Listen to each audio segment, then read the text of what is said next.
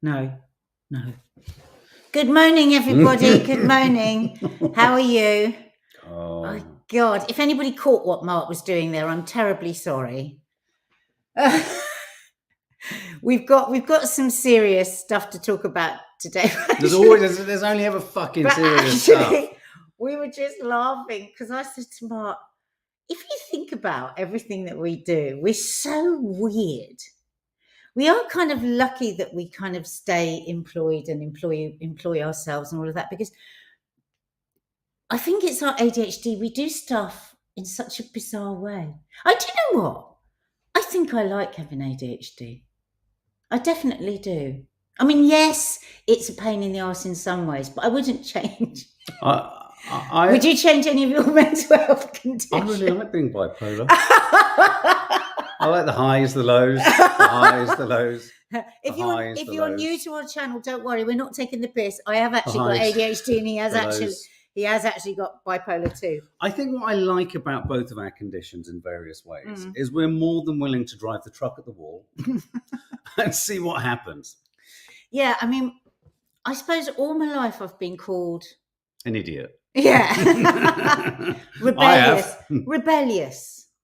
But I'm always rebellious within a kind of, I suppose because I had a very good upbringing with my mum, who was very bounded, very. But I suppose we are kind of rebels in a way. Oh my God, we are. We love YouTube for letting us be that, for liberating our lives and allowing highs and lows. Fruit fly. Sorry, that's nice for people on liberating podcast. us and just the world. Who just said that? That was very funny. Someone just said Anne-Marie Shellard. We're all a bit weird. I think that's why we're here. No offense to anyone. No offense taken. Exactly. But the world would have us try and be sausages. They want us all to be uniform sausages. Or chops. No, you can't get a uniform chop. You can a sausage because it's produced. They're never uniform. Chops are grown, darling. Sausages they're organic. Okay, baby bells. They're uniform. Yeah, they're uniform. Yeah. Oh, that's quite a good one. They want us all to be baby bells. Processed, wrapped packaged in a red, shiny outer covering, like we're really something exciting and good. I want a baby bell. I don't. You don't like them, do you? I do, but on very rare occasions. Like if I'm having an apple and I'm wandering around and I open the fridge and there happens to be a baby bell in the door, I will snaffle it. Do you know what I really like? Every now and then when there's nothing to snack on and I've managed to, avoid a packet of chicken crisps, I'll go to the door of the fridge and just behind the milk, there'll be one there. That's the one I had for me. That's one I hide for me. Oh, I had it. Little shit. Oh. I like the hidden 2 cubes of Cadbury's milk chocolate. Yeah, because there's been a crunchy bar in there for years. I've had it. I hate crunchy. That's why it's been in there for years. That's it. But you see, I'm lucky because I can have 2 cubes of chocolate and be really happy. Fucking bully for you. But you need 2 bars. All right, I'm an addict as well as a bipolar and ADHD. Our faults. Chicken crisps, Catherine McLaughlin. What don't you know? Is there really any such thing as having a fault? I think that our faults, as long as there's some good stuff in there as well, is what makes us defects of character. Yeah, except when they're too huge, large. When a person is almost a complete defect in character. There you go. I think, we're annoyed about quite a few people as defected characters and sense of what is right and wrong. Now, just quickly, Ellery Jones just gifted 10 memberships to some that's lucky. Kind of you, Ellery. Now, what do you get in the members area? In the members area, you get the opportunity to win cards with captions. You get members' lives that haven't happened in a while. I accept that, but you're going to be getting some very exciting ones from me and Nanny Di very soon. Oh yeah, from a place unknown to you. So you're going to be getting a few of those, and you get a weekly, every Sunday, Sunday show, either pre-recorded or live. I think it's live this weekend. In which we do food, we do the news, we do book reviews, we do funny shit, all sorts of stuff. So 10 of you now will suddenly become members. Yes, no, me too. We've been wanting to do Loaded. I tell you what I'll do. I'm scooting out after this film. Nadia's at Loose tomorrow. I'll do Loaded tomorrow because it's a kind of boys mag. I'll do it on Friday Coffee Morning. But and Cambo, you've just gifted 2. That's incredibly. Oh, thank you. Thanks, guys. Yeah. We have the loveliest bunch of people. Loveliest bunch of coconuts. Alzaran, how are you? Sending you love. How's the Gagosian? We always bump into Els around. Remember when we go to the Yes, galleries? we do. Yeah. And we hope you're Is it the GAZA or well. is it the White Cube? I think it's the GAZA. Yeah. Anyway. It's this chap we met just one day, just wandering around, and Very came good-looking out. man. Such tall and handsome. And we discovered he was a subscriber, and it was really nice to It was chat. odd how we all sort of burst into wrestling. Please do, if you see us out and about, do come up. Don't be shy. Say you're a sub. I love it at Loose Women. People go, I'm a sub. And if you come to Loose Women and you're in the audience, tell Lee you're a sub. Morning, Because Christopher. then I'll come over and I'll try and sneak a photo with you because you're not allowed cameras in it. Sneak a photo. So if you're a sub, make sure you tell me. Can I say, as a disclaimer up front, quite often now I'll get someone will come up to me in London or somewhere, and because I'm a Londoner, I tend to kind of go, "What the fuck do you want?" But I've discovered since Only it's to been protect yourself for the first no. second. But what I've discovered on many occasions is it's one of you guys, or if not one of you guys, I tell you what started happening. I'm getting stopped by lots of people who go, "Oh, such and such watches you." It's almost like they don't want to admit they watch us. That's like people always say to me. Yeah. Like men as well. They say, "Oh, my wife loves you," and I say, "Well, how do you know who I am then? If you're not watching it." Exactly. And they go, "Okay, fair enough." So cute. Another hello to Holly and James, who we met. Met James. It was James, wasn't it? In Bristol. Yes, we did. Hopefully, we'll see you next time we're in Bristol. Anyway, as I say, I love being bipolar. Yes, God, I we feel love so it. despairing. Anyway, so what news are we going to be talking about? Labour, the Labour Party. So we're going to mix it up a little bit. We've got some nice little moments. We've got some heavy stuff. We're going to, at some point, squeeze in something about family nostalgia. Yeah, you didn't send me anything on that. I did. So I haven't got it, though. Can you send it Yeah, again? it's all right. I can just read it, actually. All right, okay. And we've got a very funny clip about Rishi. Yeah, I'm calling it. A number of people have been contacting me about my story saying, do you know you've done a typo on your general election fever? I'm calling it general erection fever. That's what I'm calling it.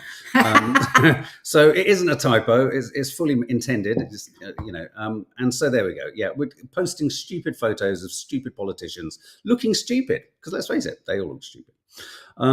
But yeah, what are we going to talk about? Labour's Gaza mess. We're going to talk about the fact that Labour seems to be getting rid of or not allowing so many different politicians to stand, and yet they are allowing one, and we're going to talk about that.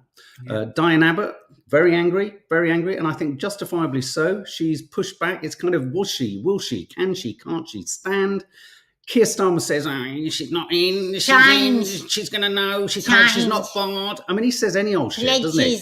Yeah, it's a pledge to keep her, but she's not staying and she's out, but I don't know if she is. God almighty, Keir. We got five more weeks of this. Oh, Christ. Pledges and promises. So we're going to talk about that, but we're also going to talk about an incredibly shocking story that Nadia found this morning. I couldn't actually believe it. I had to read it a couple of times. I couldn't believe it. Well, I only had to read it a couple of times, but as we put it in the headline, we couldn't help but feel it was inherently insensitive because of what it was describing. We will get to that. But you'll see that up there if you can see it. And as Nadia says, we've got very, very funny clip she showed me today, which will take the piss a little bit out of the election. His voice isn't like we've got to have some fun with this election because that's it. We're just, this general it's erection. Just so hot. There's so much misery around. We thought we've got to find some humour in what's going on with this lot at the same time. Okay, and off we go. What was that? We're just having a moment. Change, I've got pledges. You should do a remake of the David Bowie, shouldn't he? Because especially that line where he goes, changes, pledge the day, I've got pledges. Sorry. Mark's Kanye West coat arrived yesterday. Wait for a funny photo coming soon. And the Bieber bumps are coming back. I tell you what. I'm just looking for a new pillow. To do what with? Bianca Sensori, she loves a pillow. Have you ever used a pillow? Did you not see that article fashion? I sent you?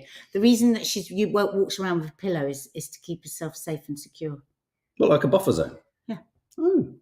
That's why she wears them. It's a fashion item. Apparently. And on buffer zone, did you know that Israel has actually taken 32 square miles of Gaza? It's been photographed. They've literally, the buffer zone. It's not cushion, obviously, right? But they've literally taken land, which apparently was another red line that Blinken said.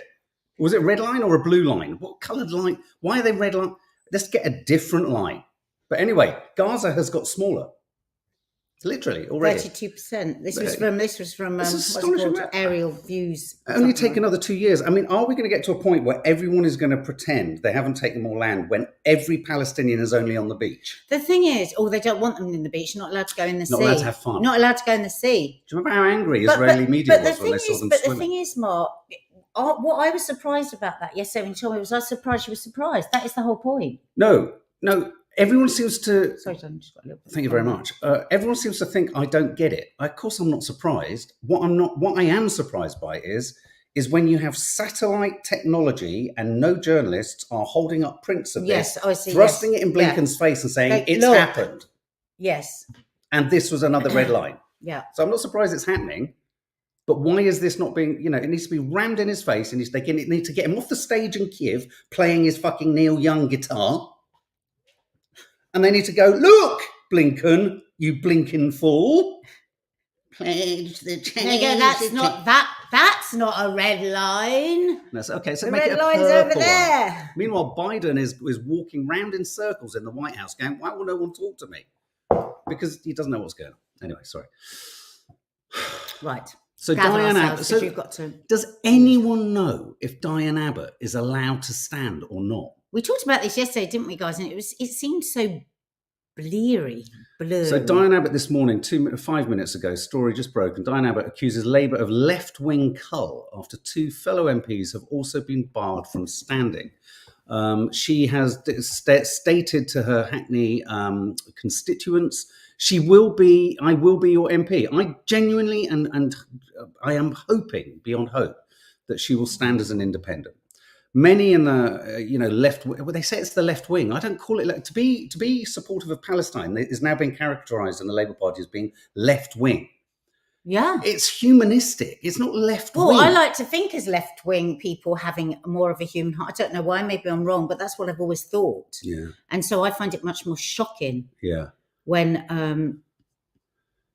that very clearly doesn't seem to be. So what I want to use Danny fucking Price, who's a brilliant Instagrammer, who I love his use of language. I love the way he just cuts to the chase. New account because they're shutting down a lot of Palestinian accounts. So please do follow his new account. Oh, he's got a new account. Yeah, oh, there as you well. go. He's got a backup account in case. Okay, but he's just he put up a carousel, which obviously on Instagram you have to scroll across. But what I've done for you, lovely guys, if you're not on Instagram, I've done this because I love you. I've screen recorded it and carouselled it. Don't be put off by his name on Instagram. I do think it's a bit of a shame. Once you get to know him, you understand why he does what he does in the way that he does it. It's a shame because I think he will lose getting people because of what he's called himself. I just want to call this out just quickly. Erin, Diane Abbott is a political disaster area. She's been all over the place within the Labour Party for her whole career, honestly. Okay, she has been a mess. She has made mistakes. But I think a few years ago, that disastrous interview on absolutely. The last... Couldn't agree more. There have been moments where one just buries one's head in one's hand and goes, Diane. But I think there is something more sinister afoot, Erin. That's all I'm going to say here. But anyway, Danny fucking Price rather neatly has kind of summarised, as I say, I've screen recorded. The Purge. He's calling it The Purge. This is another MP who's out. Lloyd Russell Moyle confirmed that he'll be blocked from standing for Labour in Brighton due to a false politically motivated complaint about his behaviour 8 years ago. This is Dr. Faiza Shaheen. She's been blocked from standing despite winning a democratic selection. She liked to tweet criticising Israel. This woman is it's actually Begum. 14 tweets, they're saying, isn't it? But this is the most important point. In other news, Labour have confirmed a candidate for North Durham, and it's the Israeli lobbyist Luke Akehurst, who has been described as one of the most horrific Islamophobes and anti-Palestinian racists in the Labour Party. But he is the candidate for North Durham. Wow. It's okay one way, but not the other way. Quite astonishing. I've been looking round to try and find the 14 tweets that she has been done for. She said they told her she was a distraction. Let me just add her little interview whilst you... Yeah. So tweets since 2014, 10 years. 3 of those were like about the Green Party, me liking my friend tweet before I joined the Labour Party. And one of them was about my experiences of Islamophobia in the party. Like, how am I not allowed to talk about my experiences of Islamophobia and the double standards that I've seen and that we see with Diane Abbott, for instance? honestly, I'm just so shocked right now to be treated this badly after being such an active member of the party. And, you know, we were one of the tiny number, 6 Tory-held seats in 2019 that had a swing to Labour. To act like I am some kind of person that can't, you know, that isn't good at elections, that, you know, that frustrates the Labour's purpose. I mean, you know, my teacher... Is that what the email says? You will frustrate Labour's purpose of winning this election? Yeah, from what I could see. I mean... I want to know what that was. Frustrates Labour's purpose. Well, I wish we knew what Labour's purpose was. All we know is he wants change. Change. So has anybody seen... I just got an email I've just got to deal with. Just quickly. What these tweets are? Because the ones that I've seen... Mm. As yet, I cannot see what's offensive about them. But am I being she thick? liked a post that was reposted from what's the name of that chap who does the chat show? He's a kind of American Jewish comedian. It looks like a sort of Saturday night kind of, you know, a chat show. Anyway, and he posted something which was a sort of caricature of Israel foreign policy from about 10 years ago, I think. Right. And he was talking about how anyone who's critical of Israel is then described as a self-hating Jew. What was interesting about the clip, interestingly, when I saw the clip, was, my God, this is even more applicable to now than it was back then. And she liked that. And it was So for liking liked that post? Yeah, it was for liking that. Yeah.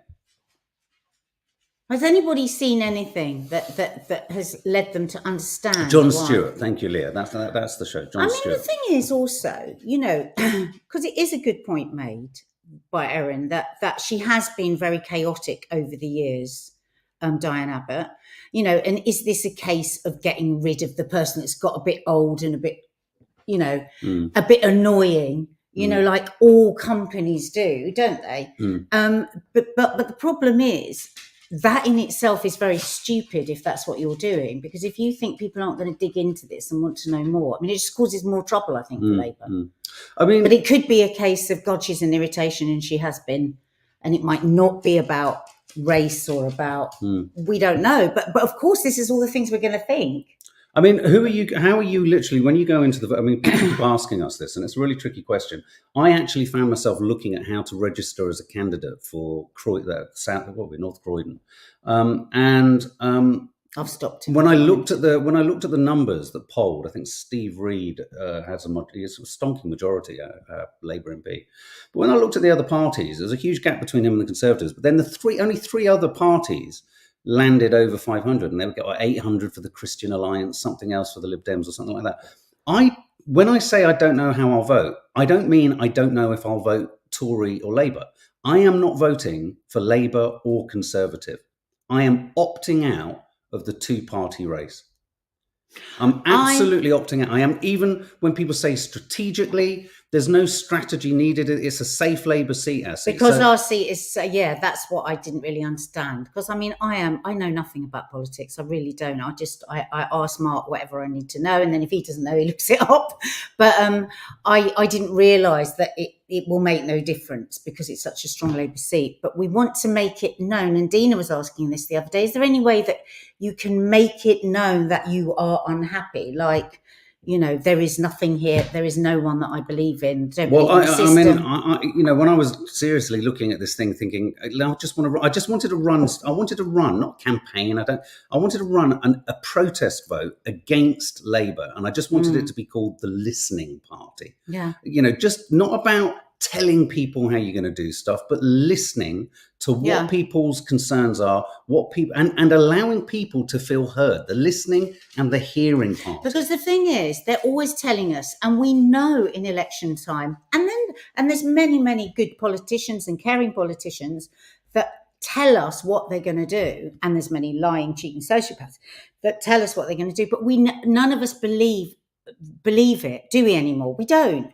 because we think, well, you might genuinely want to, but you're going to get in, there's going to be all these obstacles, there's no money, there's no this, no that. So actually, yes, really keep listening to what it is that we feel is so wrong with our system. But I do genuinely think, if so for us, so what will you do when you go into the polling booth?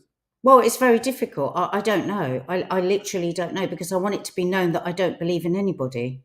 I mean, I don't know That what I feel politically homeless. Yeah, I want to be able to. I wish there was We a were kind so of excited united. a few years ago about the next election. You know, our daughter will be voting the She's first so time this year. she's so Well, how do disheartened. we?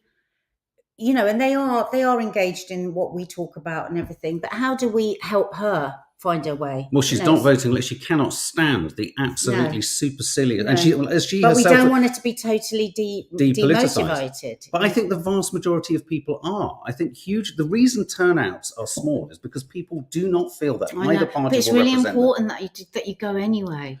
Because otherwise, the ones that win just see it as like, oh, you know, you've got to go in and say you don't.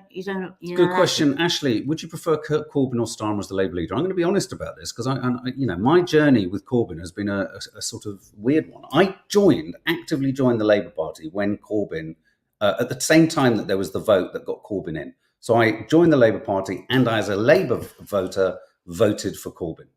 I then lost my mojo with Corbyn when I felt he was unnecessarily ambiguous about Brexit and wouldn't make a clear stand. Now, I understand that a lot of actually the trade unionists and a lot of people on the far left were actually pro-Brexit in some regards, in terms of workers' rights and, you know, taking control from the EU, et cetera, et cetera. But I found his lack of clarity really, really annoying. His lack of communication is the worst communicator. Yeah. I'd like to write speeches for him and do his social media account. He's absolutely hopeless. And the thing is, he's quite often saying some very, very good stuff, but people just don't take to him. And whether we like it or not, you have to have a certain amount of charisma and communication abilities. But I didn't take against him for the reasons that now, you know, the whole, you know, as much as anti-Semitism needs to be cracked down in all parties, so too does Islamophobia. And I think what we've seen since the Gaza crisis is a Labour Party that has a total disregard for the Muslim vote, without doubt, and for the equivalence of Islamophobia alongside anti-Semitism. They are running scared. They are paid to the hilt. They are supported to the hilt. 2 years ago, and I'm going to say this again, and one big question, if we could get a question to Starmer on any of these open forum mics or whatever, if anyone does, if you hear he's going on LBC, just ask the question so it gets ask him this question, because in 2022, when asked, is Israel an apartheid state? He said no. He's a human rights lawyer. I want to know, but just again, on that point, I want you to ask him again. This Labour Party is profoundly and frighteningly opportunist. They just want power. I don't feel they're doing any of it for the right reasons. I feel they've sacrificed values. I feel they're sacrificing good people. They're sacrificing, more importantly, the ability to question something like Israel by weaponizing any support for Palestine as left-wing Corbynista politics. When was it trying to be left-wing in the Labour Party? It's bizarre. Well, we're back in the same territory as Tony Blair and all that kind of stuff, you know. So it's just mulchy. Yeah. So in terms of voting, I think I would prefer a Corbyn Labour Party. But you're glad you asked, Ashley, eh? Yeah. Chris White, been a Labour member. Here we go. Been a Labour member since 15. If they now stop MPs and front bench members supporting strikes and picket lines and standing against genocide, I don't see the point of it. Exactly, Chris. So what are you going to do? What are you going to do, Chris White? That's a good question. What will you do as Labour voters? Do you think, Chris, because there's a lot now going around, isn't it? All the left-wingers should leave the party and set up a new party. Do you think that is, I mean, we see that ever works, does it? But do you think that is going to be the only answer? Eventually. Well, the problem with that is then it always becomes marginalised as a bunch of crackpots, don't they? It's lefty Ken, isn't it? The crazy left. Are we not in a different time? Is it not a moment? Could this moment become a movement? I would not have a problem with the Labour Party if they'd shown neutrality, humanity, and an equal kind of, in their desperation to say they weren't anti-Semitic, though they haven't and aren't right now issuing the same amount of kind of, you know, complaints or rules and regulations regarding Islamophobia. I just don't believe them. And I have to say, I hate to say it, Keir Starmer, I do not trust him at all. I don't trust any of the Tories, but then I've never trusted a Tory since I was 6. You can't say don't trust any of them, because some of them are good people, Mark. I said Tories. No, but there's one or two I can think of that maybe. But, you know, Keir Starmer, I don't trust him. He's got the look in his eyes. He's the Prime Minister-elect. He's got that. As I see more and more of him, there is more and more of an inexpressive deadening of the facial expressions. It's like he can't feel a thing. He's pointing at things and he's looking at things. Okay, move on. Gone a bit far. Calm down. So anyway, all right, let's talk about this really awful story. People will be going, Ashley, thanks for asking that sorry, question. Ashley. Dad's Can gone of on. worms. Dad's gone on a bit. I love having bipolar. Dad's gone on a bit. Yeah, sorry. You can see he's feeling it. Michael He's feeling Heseltine. it Hang on. deeply. Michael Heseltine. I'd pick him as a PM if we could. I know. Oh. Well, he's. Oh, no, don't get me started. Don't. All right. American There's Airline. lots of the old Tories, actually, you have come to like very much. Whoa, when you start Yeah. to think that Michael Heseltine speaks sense. But there are good politicians in all parties. We must be those people that say they're all, because that's just not right. I know, but the ones I think that are on the front benches aren't they? And election time, everyone's allowed to get a little bit cross. Yeah. Okay. Tell us about this story. This is the story of I can't believe this story. 8 black men on an American Airlines flight were kicked off by a flight attendant because they were smelly. He found their smell offensive. Right? Who? These The were flight the attendant? flight attendant, right? So these were 8 men traveling separately. They weren't, yeah. you know, they didn't know each other. And they were on that flight. This is just so horrific. 3 men are bringing action against the airline, but Yeah. 8 men were removed. 8 men were removed from the flight, and they were told they were going to have to be found another flight. There was another ground staff who was like furious with this, saying it's so fucking These unprofessional. are the 3 These are the men. the case against them. And then there was a woman, a black woman who was ground staff. And I think he's actually got her on camera saying, I don't disagree with you that this is racism. Well, of course it's bloody racism. But anyway, so after an hour, they couldn't find them another flight. And this what really broke my heart, because one of them said, and then we were taken back onto the flight. He said, and I knew we would see a sea of white faces furious with us, that we'd held up their flight for an hour. That actually, look at my arm, look, that actually got like those horror bumps, you know, goosebumps the other way round. Yeah. Can you imagine? As yet, American Airlines have not given a reason. They've not even given a right to fly. I don't know where they are with the case, Mark. No, I don't. But now. look, Reese says, I'm presuming NAACP is the kind of aero organisation, issued a travel advisory. Oh no! What? God Almighty! Is that to do with Against aeronautics? that airline, American Airlines? Yeah. But it was lifted. But it does make you consider that warning in events such as this, the organisation is racist. Okay. Let me just find the article, because what they've said back is just outrageous. It's utterly. Try and just put It makes you yourself speechless, in Ellen. that You're right. place, and you're taken off the humiliation. And, you know, I mean, my father is an immigrant. You know, every single time we went through an airport when we were kids, we knew that we were going to have to wait. Just popping up comments. And when I think back to it now, this is something we always used to laugh about as a family, because I think it was my parents protecting us. So because my dad was an actor and he used to play terrorists, after a while he refused to play them because he started to understand what was going on.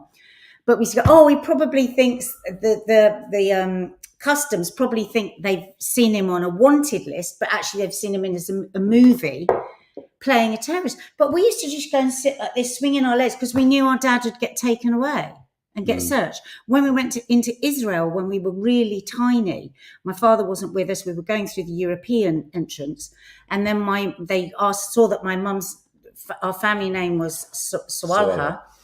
And so they said, you can't come through here. We were taken off into a different area. My mum was strip searched, all of this. I can't tell you the fear when you are just in a foreign country and you are the immigrant. You know, like my dad was always the immigrant, no matter how much he's brought to this country, no matter, he's the immigrant. So he's always so polite. You know, he's always overly polite. I think he's overly polite sometimes. And a deference, isn't it? A deference. And I was kind of imagining Thank this you, at the airport. I was imagining them standing there like not making a fuss. you know, because we are of colour and everybody's going to see us as being aggressive or frightening or whatever. Like our daughters said to us the other day that quite regularly people go, when they say they're half Arab, they'll say, oh, terrorist. Well, people just say that to you, you know. So this, when I saw this was like this in like, but like crazy amount, because then they had to walk back onto the plane. I hope they win millions in compensation. That's what I wish, because they were not treated as human beings. Quite simply, were they? No, not at all. And you know what? Shocking. It was a flight attendant. Yeah. So, like, in any situation, it's totally horrendous, right? But say you've got, like, I don't know, 10 people complaining about a person, then you kind of say, oh, God, the flight attendant's in this real mess. It was like, but no, this was a flight attendant complaining about all of the black people on the plane that all sit in different areas. And it makes you think, where are we at? We think we've come so far, and then you see a story like this. And I just want to, just because you just reminded me of it, I just want to share a really poignant moment when Teddy, Nadia's father, was here only a week or so ago, a couple of weeks ago. And we were talking, obviously, about the Middle East crisis. And it speaks to what you're talking about, this sort of deferential attitude to... Stay nice. To essentially the country you've migrated to, or to the white settlers, for want of a better expression. And there was a moment where he wanted to talk about it, and he was saying something, Teddy, and as I gave him a hug to say goodbye, and he looked at me and he said, you see, the thing, Mark, no one realizes, this was so heartbreaking, this. He looked at me and he said, what you don't realize is when Israel came, we Arabs trusted that they would make things better, or that they would be kind, or that they would work alongside. Elevate what we were doing, that it would be a shared thing. And I said to Mark, you know, after he left, I went, that's the colonialist thing. They're going to come in and they're going to... And as he said that, he shook his head, he looked down and he started to walk around. I thought, oh my God, all that trust, all that, you know, willingness to believe. That's what it is, not to make life better, but he said we had a willingness to believe that it could work. My dad loves this country so much. Honestly, it makes me cry. He loves this country so much, doesn't he? He would stand up and say, like sometimes, like my mum has always wanted to live abroad, and my dad says, where can you find better than this? He loves this country so much. He talks about the intellect, you know, he loves the intellectuals, he loves the theatre, he loves the culture. He said, this country is extraordinary. You think you will go somewhere else, but and I think, to think that people would still like look down at you and not know that the gold in you, you know? But when he looked up in that way, because he's 90 now, and he looked up and he said, we saw them and we felt that this could work. This will be better for everyone. Maybe this will work better for all people. And we opened our hearts, and I said, and he said, they have been dashed. And then he just went, and I just thought, my God, I haven't thought of it that way, because all we hear about is that no one wants Jewish people. This is a fraudulent narrative. It's just not true. Anyway, let's play this in quickly, because I've got to go, and I've just had an email saying I need to get there sooner. So, Nadia, this is great. Do you want to explain what this is, or shall I just Which one is it? The funny clip about Rishi Sunak? Yeah. We don't need to explain it now. People in America, what they think of Rishi Sunak. Who? I'm asking New Yorkers what they think of Rishi Sunak. Of who? Of who? Who's Rishi Sunak? Who the f*** is that? Huh? Rishi Sunak? Rishi Sunak. What is that? Is that you? I would probably say like a chef. I would go with a DJ. Techno DJ. Sunak. Sunak.